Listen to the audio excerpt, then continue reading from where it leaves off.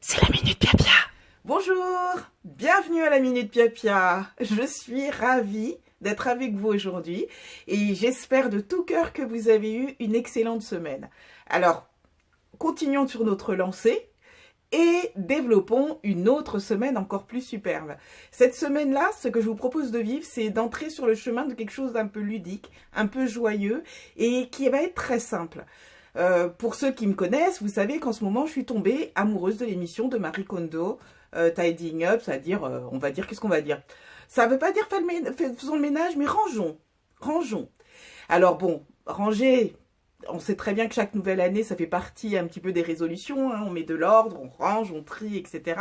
J'ai fait la même chose l'année dernière, je fais la même chose l'année d'avant, j'ai recommencé là, mais elle ajoute un petit truc que je trouve intéressant et qui va tout à fait dans le style de la Minute Pia-Pia. Alors, qu'est-ce que c'est? Eh bien, elle ajoute le concept de joie. C'est-à-dire que lorsque vous faites, par exemple, puisqu'elle propose toujours de commencer par le tri des vêtements, alors qu'est-ce qu'on fait? On prend tous les vêtements qu'on a, mais tous, hein, ceux qui sont dans la penderie à l'entrée, ceux qui sont dans la chambre, ceux qui sont, j'en sais rien, dans la salle de bain, etc., etc., vous les prenez tous. Je sais, c'est horrible, ça va être affreux, ça va faire un choc visuel terrible. Vous mettez tout ça sur votre lit. Selon que vous soyez un ou une shopping addict ou pas, ça va faire une petite colline ou carrément l'Himalaya. Ça n'est pas grave, on n'est pas là pour vous juger, c'est juste que là, vous voyez la quantité de tri que vous allez à faire, et surtout, comme c'est un tri qualitatif, vous allez voir, ça devient ludique. Pourquoi? Vous allez prendre chaque vêtement un par un. Alors, si vous avez l'Himalaya, prévoyez vraiment peut-être un week-end. Je dis ça, je dis rien, quoi. Donc, vous prenez un vêtement, et vous allez décider, ressentir en vous, est-ce que ce vêtement vous apporte de la joie ou pas? Il y a des gens qui vont dire qu'est-ce que c'est que cette histoire. Effectivement, il y a les vêtements qu'on préfère, etc. Ceux-là, automatiquement, ils nous apportent de la joie. Mais les autres, vous vous rappelez la chose que je vous avais apprise dans un des Pia-Pia, lourd, léger? Demandez à votre corps le ressenti. Dès que vous touchez le vêtement, que vous l'avez dans les mains, quel est le ressenti que vous avez? Est-ce que c'est quelque chose qui vous semble léger et positif, ou est-ce que c'est quelque chose qui vous sent lourd ou à tonne? Si c'est lourd ou à tonne, le balancez pas, c'est pas ça qu'on va vous dire. Et c'est là que ça devient encore un plus intéressant et que je trouve ça beau. Vous regardez le vêtement, c'est clair que maintenant vous comprenez que vous n'allez pas le garder, alors vous le remerciez, vous lui dites merci. Et vous le placez soit dans un carton, soit dans le sac dans lequel vous allez mettre les habits que vous allez donner, hein, qui ne vont pas rester chez vous. Et vous faites ça pour chaque vêtement un à un. Les vêtements que vous gardez, celui qui vous procure de la joie, hein, ce sentiment de légèreté, de bien-être, vous allez le plier. Et la méthode de Marie Kondo pour plier le vêtement, je ne vais pas vous la montrer là, mais c'est en fait de finir par faire une espèce de petit rouleau, ce qui vous permet d'avoir très peu d'espace et de pouvoir voir directement, en général c'est au niveau des couleurs et des textures, ce à quoi vous avez affaire. Sachant aussi qu'au Japon, on n'utilise pas toujours des placards et qu'on range dans les tiroirs. Ce système-là permet de voir dans un tiroir directement quels sont les vêtements, puisque vous alignez comme ça les petits rouleaux. Quand vous avez un placard, bien sûr, vous pouvez faire les choses différemment. Si vous pouvez les plier, etc., faites-le. Mais faites en sorte de prendre le moins d'espace possible pour la plus grande efficacité visuelle. C'est-à-dire, vous savez la couleur, la texture. Et puis, comme ce sont des vêtements que vous aimez, vous avez choisi ceux qui vous plaisent automatiquement, il n'y aura justement pas ce rejet de dire « je n'ai rien à mettre ». Vous voyez ? Comme tout de suite, on va déjà dans un chemin positif, rapide, joyeux et facile. Eh bien, elle continue, et ça, j'ai trouvé ça intéressant pour tout. Alors la première chose quand elle commence à ranger, et c'est amusant parce que c'est une chose qu'on fait en Ho'oponopono aussi, donc j'ai l'habitude de la faire, c'est de s'adresser à la maison. Alors ce qu'elle fait, c'est qu'elle se met à terre, vous savez, quand on s'assit sur les genoux à la façon japonaise, vous pouvez simplement vous mettre en tailleur, vous posez les mains sur le sol, et vous rentrez en contact avec votre habitation. Alors j'ai fait ça, pour moi ça a été quelque chose d'extrêmement émouvant parce que je me suis présentée, j'ai dit voilà, je suis félicitée, etc. Et je suis ravie que tu m'accueilles et je te demande, c'est-à-dire que là vous projetez quelque chose à la maison, hein, comme on l'a fait pour les cristaux, je te demande d'accueillir avec joie, avec bonheur les gens qui viennent et je veux que quand ils repartent, ils se sentent complètement ressourcés. Et puis je voudrais que cette maison soit vraiment j'ai demandé vraiment que ce soit, si vous voulez, un lieu, un sanctuaire de créativité, de paix et de joie, parce que j'adore rigoler. Et j'ai vraiment ressenti que, pour moi, en tout cas, cette maison est devenue ce beau petit sanctuaire dans lequel je me sens bien et dans lequel mes plantes, puisque ce sont mes témoins, vous le savez déjà, et mes chats, se sentent de mieux en mieux.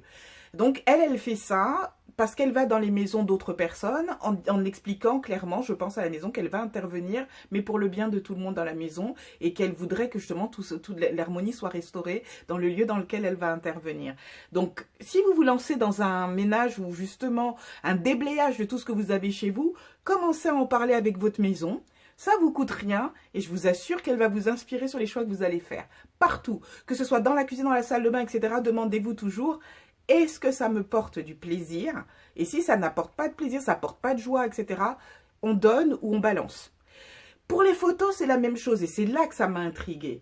Vous savez que des fois, on a des tonnes de photos qu'on garde parce que bon, ce sont des photos, etc. Eh bien, elle vous propose aussi de prendre chaque fois, une à une, les photos et de ne garder que celles qui vous apportent de la joie. Les autres, vous dites merci et elles aussi, elles vont finir par partir. Avec les livres, je suis une amoureuse des livres. Si vous voyez chez moi, il y a des livres partout, jusque dans les toilettes. Il y a des bouquins partout, partout, partout. Oh, pas dans la salle de bain, tiens. Mais il y en a partout. Alors, je n'ai pas encore fait le tas de livres, mais ça aussi, il va falloir que je le fasse, comme pour les vêtements. Et même chose, le livre, la première chose que vous faites, parce que souvent quand on amasse des livres, eh bien finalement ils ont perdu toute leur énergie, ils sont là pour prendre la poussière ou servir de décoration, vous les avez déjà lus, vous ne les avez plus ouverts. Donc la première chose qu'elle fait, c'est de les réveiller. Alors comment on réveille l'énergie des choses? Bah, par exemple, j'ai un joli livre ici, hein, qui est là depuis des années et qui n'avait pas bougé. Quand vous aurez fait votre pile de livres, votre montagne de livres, votre Himalaya de livres, si vous êtes un grand lecteur, une grande lectrice, tapez dessus un petit peu, tapez sur le tas, un petit peu partout, comme ça, pap, pap, pap, pap, pap, tac, tac, tac, tac, tac. Vous allez réveiller l'énergie des bouquins, et justement, vous allez recommencer, est-ce que je garde ce livre-là, est-ce qu'il m'apporte de la joie ou pas? Et s'il n'apporte pas de joie, merci. Même chose, c'est un livre qui va circuler. Avec ce principe-là, vous ne garderez chez vous que des éléments qui contribuent à votre bonheur, à votre énergie, qui la rehausse si vous voulez.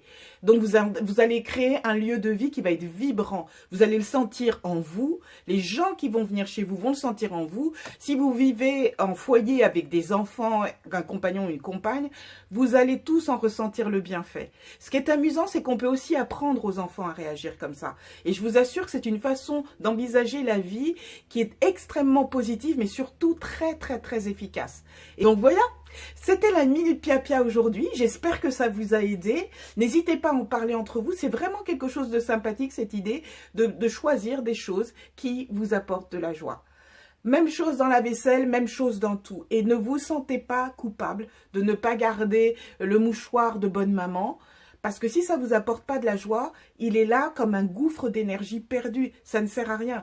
Si peut-être vous le revendez dans une brocante, etc., il fera le bonheur de quelqu'un d'autre. Ou là, de toute façon, à nouveau, son énergie ressurgira. Donc, vous ne ferez rien de mal. D'ici la semaine prochaine, je vous souhaite le meilleur. J'espère, je vous souhaite vraiment d'aller bien et je souhaite que vous entriez dans ce chemin de transformation et de joie avec bonheur, avec modération aussi. C'est pas la peine de vous épuiser.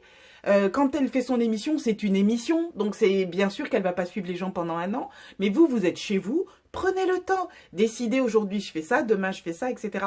Petit à petit, de toute façon, vous y parviendrez. Voilà, la Minute Pia c'est terminé. Comme je vous ai dit tout à l'heure, je vous souhaite le meilleur. On se dit à bientôt. Et d'ici là,